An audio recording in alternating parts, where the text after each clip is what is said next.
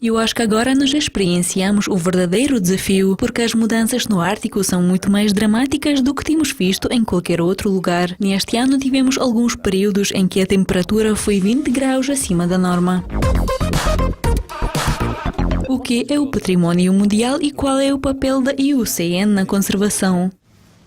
Então, a Convenção de Património Mundial foi projetada para proteger a cultura. A IUCN normalmente toma conta das peças da natureza. Quando chegou o tempo para elaborar uma convenção, a mesma foi alojada em Unesco, em Paris, no Centro do Património Mundial. Mas o papel da IUCN e nosso é efetuar uma avaliação de novos locais. Portanto, quando se trata do Ártico, atividades polares e também áreas marinhas no mundo, a grande quantidade desse trabalho vem para a minha equipe. Num certo sentido, somos uma organização fantástica, porque temos a oportunidade de trabalhar com as joias da coroa da natureza. Ou seja, esses são os lugares que são amados por pessoas em todo o mundo e os que temos de proteger. Portanto, essa é uma oportunidade fantástica e, pessoalmente, para mim também tem sido uma oportunidade de explorar algumas dessas coisas. Nós não só estamos lá para trabalhar na proteção deles, nós também estamos lá no longo prazo para sustentá-los e para certificar-se que os planos e os trabalhos que os governos executam ao longo do tempo, na verdade, cuidam do local.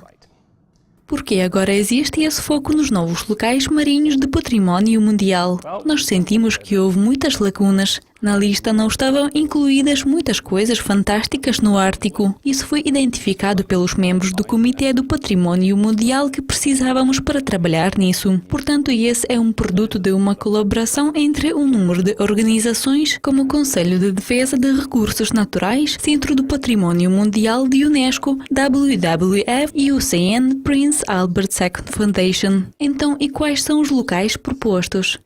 Basicamente, nós investigamos várias áreas que têm características muito específicas, como poderá verificar neste mapa. Então, um dos lugares, muitos de nós já ouviram a falar, que é Estreito de Bering. Esta região eco tem umas coisas fantásticas. Por exemplo, através deste lugar ocorre a migração de baleias, com as baleias cinzentas e outros tipos. Existem agregações de aves marinhas muito bonitas. Neste local, a vida marinha é muito rica porque é como uma porta de entrada para o Ártico do Pacífico. O outro lugar serão altos arquipélagos árticos, incluindo a Svalbard Spitsbergen, que pertence à Noruega, e 2 dos arquipélagos russos que também são os locais ricos para os ursos polares e uma série de outras espécies como morsas. Portanto, esse é um lugar muito icônico e vemos paisagens dramáticas que são dignos de proteção. O outro lugar seria perto da Groenlândia. Temos alguns dos maiores sistemas de fiordes no mundo. Fiord basicamente é um tipo de baía estreita e muito profunda, que muitas vezes tem uma pequena entrada que é um pouco mais estreita, de modo que a água entra e reside lá por longos períodos de tempo. Também existe uma área perdida que pensamos que terá gelo marinho plurianual. Neste momento observamos muitas mudanças, mas pensamos que nas áreas de Canadá do Norte e Groenlândia do Norte, o gelo permanecerá para longo período de tempo, porque o gelo é extremamente importante para várias espécies, incluindo ursos polares.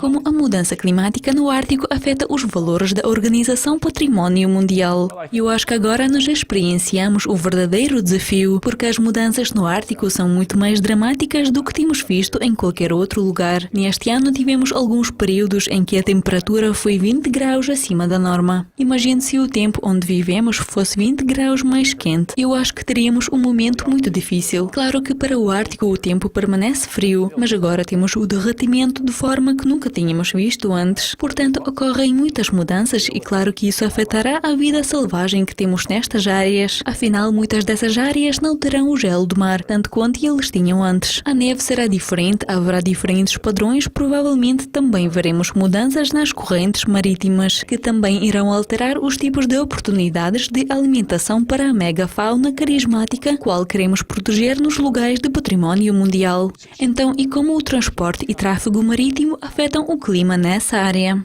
Com o derretimento de gelo, abrimos todos os tipos de oportunidades para novos navios e já temos um crescimento significativo do transporte do Ártico. A boa notícia é que todos estão conscientes do facto que essa é uma área muito sensível, que é preciso tomar boas precauções e houve uma quantidade razoável de trabalho feito, tanto pela Organização Marítima Internacional como por outros órgãos nacionais para tentar garantir que, quando os quebradores de gelo estejam lá, eles realmente vão limitar o risco de acidente. No entanto, com a entrada dos enormes navios como este, sempre haverá um risco e mais cedo ou mais tarde o acidente vai ocorrer, onde está acumulada significativa quantidade da natureza ambiental. Isso também tem a ver com os planos de contingência e como lidamos com isso. De qual forma e como podemos evitar os derramamentos de óleo que permanecem longo período de tempo no Ártico, que enquanto se você estiver na parte do mundo mais quente, isso poderia sair muito mais rápido e com a ajuda da maior evaporação não teria tanta toxicidade.